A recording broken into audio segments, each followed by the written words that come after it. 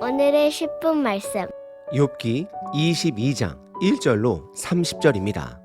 오늘 본문은 욥과 세 친구들과의 총 3번의 대화 중 마지막 3번째 대화의 시작 부분입니다. 여느 때와 같이 가장 연장자로 보이는 엘리바스가 3번째로 입을 엽니다.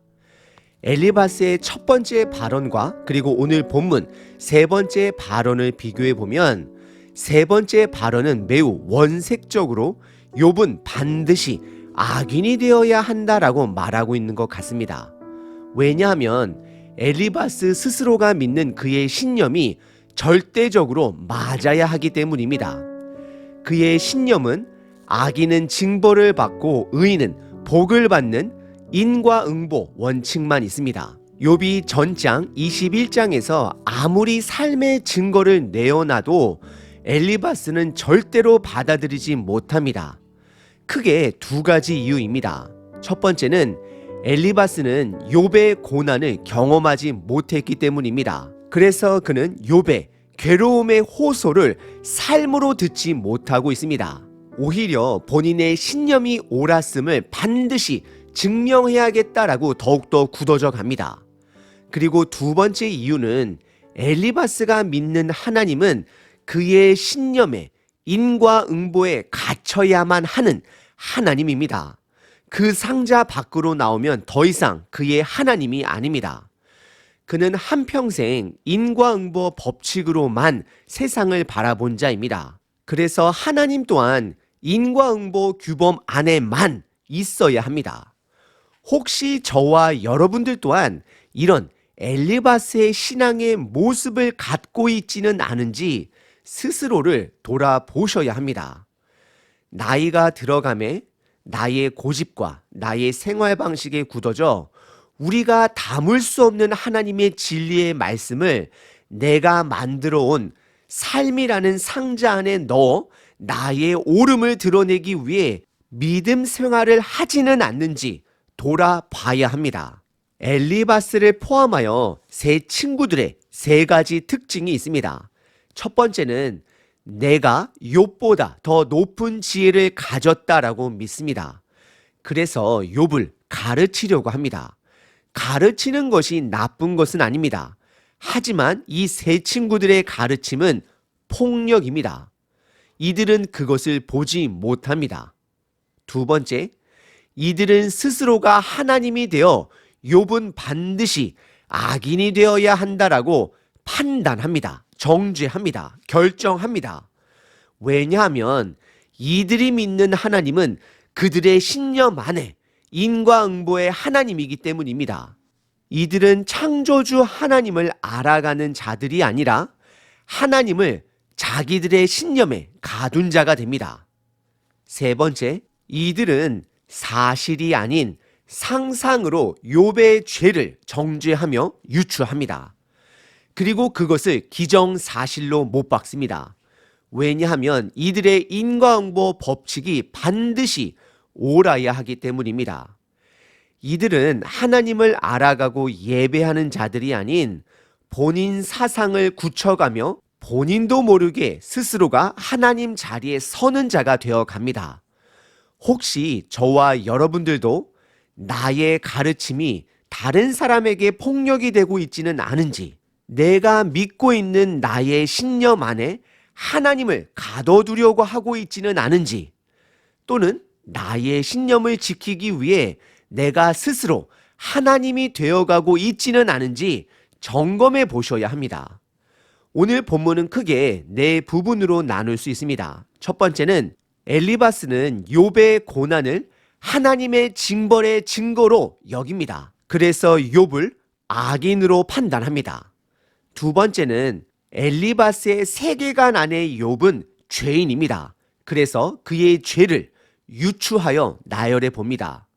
3번째, 인과응보 법칙만을 강조하며 하나님을 알아가고 있는 욥에게 그들의 신념의 하나님을 주입시킵니다. 강조합니다. 4번째, 욥은 무조건 악인이 되어야 합니다. 그래서 무조건 회개해야 함을 강조합니다. 오늘 본문 첫 번째 부분은 욥의 고난은 하나님의 징벌로 받아들이며 그것이 그의 악인의 증거다라고 말하고 있습니다. 1절부터 5절입니다. 대만 사람 엘리바스가 대답하여 이르되 2절 사람이 어찌 하나님께 유익하겠느냐 지혜로운 자도 자기에게 유익할 따름이니라. 3절 내가 의로운들 전능자에게 무슨 기쁨이 있겠으며 내 행위가 온전한들 그에게 무슨 이익이 되겠느냐. 4절 하나님이 너를 책망하시며 너를 신문하심이 너의 경건함 때문이냐. 5절 내 악이 크지 아니하냐 내 죄악이 끝이 없겠느냐라고 고백합니다. 1절에 대만 사람 엘리바스가 세 번째 논쟁의 시작의 문을 엽니다. 2절에 보시면 사람이 어찌 하나님께 유익하겠느냐라고 말합니다. 이것은 하나님은 사람에게 신경 쓰지 않는다라고 말합니다. 사실 이 부분에서는 한 가지 전제가 깔려 있습니다. 엘리바스가 바라보는 욥은 죄인입니다. 죄인인 사람에게는 하나님께서 신경 쓰지 않는다라고 말하고 있는 것입니다.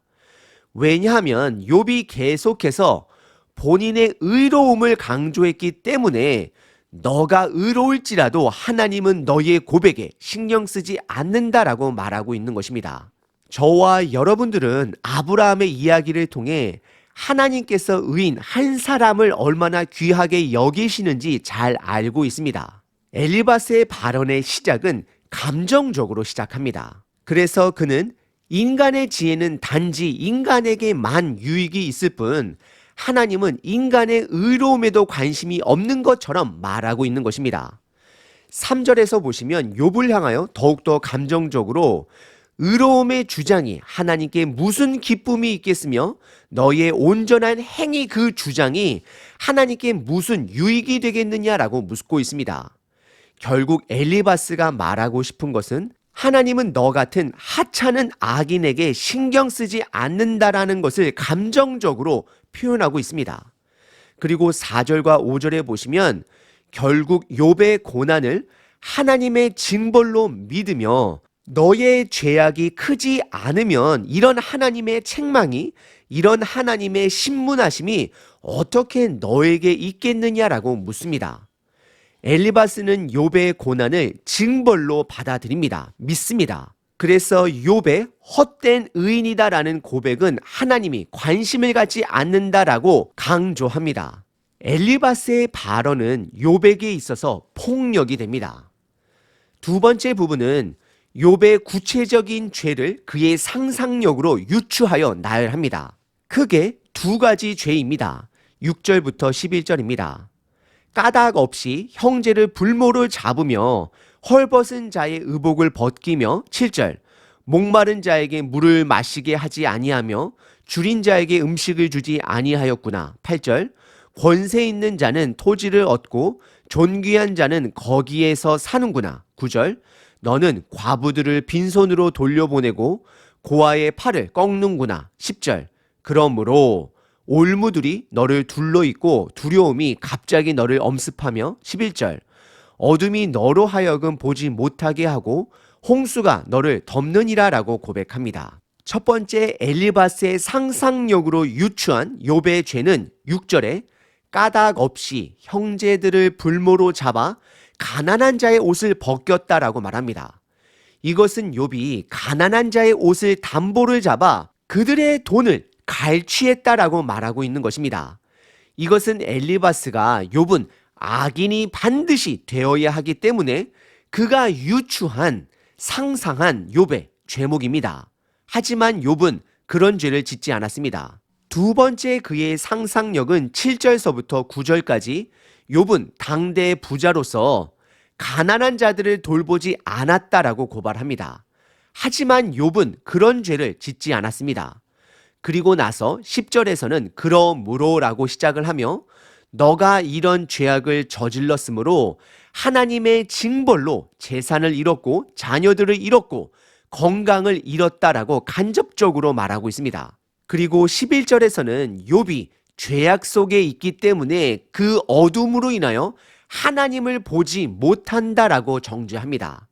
하지만 지금 정작 하나님을 보지 못하는 자는 상상만으로 욥의 죄목을 나열하고 있는 엘리바스가 됩니다. 세 번째 부분은 엘리바스가 하나님을 그의 인과응보 규범에 가두며 그 규범을 욥에게 강조합니다. 12절부터 20절입니다. 하나님은 높은 하늘에 계시지 아니하냐? 보라, 우두머리 별이 얼마나 높은가? 13절. 그러나 내 말은 하나님이 무엇을 아시며 흑암 중에서 어찌 심판할 수 있으랴? 14절. 빽빽한 구름이 그를 가린즉 그가 보지 못하시고 둥근 하늘을 거느리실 뿐이라 하는구나. 15절. 내가 악인이 밟던 옛적 길을 지키려느냐? 16절. 그들은 때가 이르기 전에 끊겨버렸고 그들의 터는 강물로 말미암아 함몰이 되었느니라. 17절. 그들이 하나님께 말하기를 우리를 떠나소서 하며 또 말하기를 전능자가 우리를 위하여 무엇을 하실 수 있으랴 하였으나 18절. 하나님이 좋은 곳으로 그들의 집에 채우셨느니라. 악인의 계획은 나에게서 머니라. 19절. 의인은 보고 기뻐하고 죄 없는 자는 그들을 비웃기를. 20절. 우리들의 원수가 망하였고 그들의 남은 것을 불이 삼켰느니라 하리라 라고 고백합니다. 엘리바스는 12절에 하나님은 높은 데 계신 분이다 라고 고백을 합니다. 엘리바스가 말하고 싶은 것은 하나님께서 높은 곳에 계셔 욥의 죄를 다 보시고 너에게 이런 형벌을 준 것이다 라고 그 사실을 드러내고 싶은 것입니다. 그래서 13절에 욥의 괴로움의 항변 기도를 듣고 엘리바스가 살짝 왜곡하여 욥 너가 말하기를 하나님이 무엇을 알 수 있겠느냐라고 말했었고 하나님이 어둠 중에서 어찌 심판할 수 있겠느냐라고 말했다 왜곡합니다. 그리고 14절에서도 욥이 하나님을 향한 기도 내용을 살짝 왜곡합니다. 너가 말하기를 하나님께서 빽빽한 구름 위를 걸으시니 그분은 아무것도 보지 못한 분이다라고 너가 말했다 왜곡합니다. 하지만 욥은 그런 뜻으로 고백한 적은 단 한 번도 없습니다. 지금 엘리바스는 그의 신념을 위해 욥의 말을 왜곡합니다. 그래서 결국 15절에 욥을 죄인이다라고 선언합니다. 욥이 과거 악인들이 밟았던 길을 그대로 가고 있다라고 말합니다. 그리고 16절에 그들의 끝은 결국 하나님으로부터 끊김을 당하고 함몰을 당할 것이다라고 선언합니다. 지금 욥에게 경고하고 있는 것입니다. 회개를 촉구하고 있는 것입니다. 그리고 17절에서도 동일하게 엘리바스는 욥의 고백들을 왜곡하며 다음과 같이 말했다라고 지적합니다. 17절에 악인들은 하나님으로부터 최대한 멀리 떨어져 있기를 바라고 하나님이 인간 삶에 개입할 능력이 없었음을 고백했다라고 말합니다. 아마도 이 부분은 욥이 의인이나 악인이나 죽음을 피할 수 없다라는 말을 왜곡한 것으로 여겨집니다. 그리고 18절의 엘리바스는 본인은 이런 악인들과는 거리가 먼 자가 된다라고 고백을 합니다. 본인은 의인이고 욥은 악인이 됨을 말하고 있는 것입니다. 그리고 19절과 20절에 결국 뿌린 대로 거둔다라는 인과응보 규범을 강조하며 악인에게는 멸망이 의인에게는 복이 있다라고 강조합니다. 오늘 본문의 세 번째 부분은 인과응보 규범에 하나님을 가둔 엘리바스의 신념을 욥에게 강조합니다. 그리고 마지막 네 번째 부분은 반드시 악인이 되어야 하는 욥에게 회개를 촉구합니다. 21절서부터 31절입니다. 정말로 나름대로 욥을 생각해서 회개를 촉구하는 것인지 아니면 본인의 신념이 옳음을 주장하기 위한 것인지는 분명하진 않습니다. 너는 하나님과 화목하고 평안하라. 그리하면 복이 내게 임하리라. 22절. 청하건대 너는 하나님의 입에서 교훈을 받고 하나님의 말씀을 내 마음에 두라. 23절. 내가 만일 전능자에게로 돌아가면 내가 지음을 받을 것이며 또 내 장막에서 불의를 멀리 하리라. 24절. 내 보화를 티끌로 여기고 오빌의 금을 계곡의 돌로 여기라. 25절. 그리하면 전능자가 내 보화가 되시며 내게 고귀한 은이 되시리니 24절. 이에 내가 전능자를 기뻐하여 하나님께로 얼굴을 들 것이라 27절. 너는 그에게 기도하겠고 그는 들으실 것이며 너의 서원을 내게 갚으리라 28절. 내가 무엇을 결정하면 이루어질 것이요 내 길에 빛이 비치리라 29절. 사람들이 너를 낮추거든 너는 교만했노라 라고 말하라. 하나님은 겸손한 자를 구원하시리라 30절. 죄 없는 자가 아니라도 건지시리니 내 손이 깨끗함으로 말미암아 건지심을 받으리라. 엘리바스의 말만 본다면 잠언의 말처럼 달게 느껴집니다. 그의 말은 맞는 말입니다. 하지만 문제는 지금 그 말을 듣는 대상자가 하나님이 인정한 의인 욥이라는 것입니다. 그리고 그것을 말하는 자가 하나님이 아닌, 그것도 하나님의 말씀을 전하는 대언자도 아닌 엘리바스라는 것이 잘못된 것입니다. 사탄의 특징 중 한 가지가 하나님의 말씀을 인용하는 것입니다. 말씀만을 보면 맞는 말 같이 느껴지지만 말을 받는 대상과 말하는 자가 잘못되면 그 말은 잘못된 말씀이 되는 것입니다. 21절에 하나님과의 관계를 화목하게 하라, 즉 회개하라 라고 말합니다. 그리고 22절에 하나님의 말씀을 받으라 라고 말합니다. 맞는 말입니다. 23절에 너가 지금이라도 하나님께 돌아가면 회복할 수 있다라고 말합니다. 지금 욥은 하나님 안에 거하며 몸부림을 치고 있습니다. 그리고 24절에 엘리바스가 상상하며 그동안 욥이 사랑해왔던 재물들을 먼지와 돌로 여기면 25절에 전능자 되신 하나님이 욥에게 보물이 될 것이다 라고 말합니다. 결국 욥을 그동안 재물의 눈이 먼 자다라고 말하며 여전히 그를 왜곡한 눈으로 바라보고 있음을 확인합니다. 그러면서 26절에 하나님께서 얼굴을 드시며 하나님이 그의 회개를 기쁘게 받아줄 것이다 라고 말합니다. 그래서 27절과 28절에 앞으로 욥의 기도와 욥의 소원을 다 들어줄 것이다. 그래서 너의 삶에 빛이 비칠 것이다 라고 말합니다. 이 부분은 우리들이 엘리바스가 하나님을 어떻게 생각하는지 엿볼 수 있는 부분입니다. 여전히 엘리바스는 하나님을 본인의 이득을 위한, 사람의 이득을 위한 하나님으로 바라봅니다. 즉 까닭 있는 믿음에만, 이유 있는 믿음에만 머물러 있습니다. 하나님께 돌아오면 너가 원하는 것을 다 취할 수 있다라고 말하고 있는 것입니다.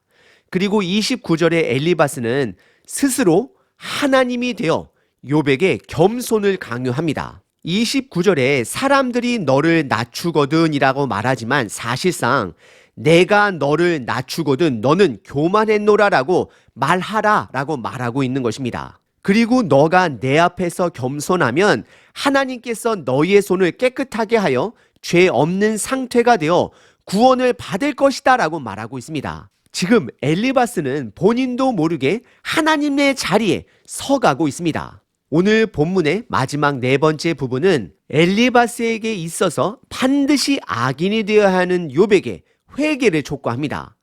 그리고 엘리바스의 믿음은 여전히 이득을 얻기 위한 믿음에 머물러 있음 또한 확인하게 됩니다.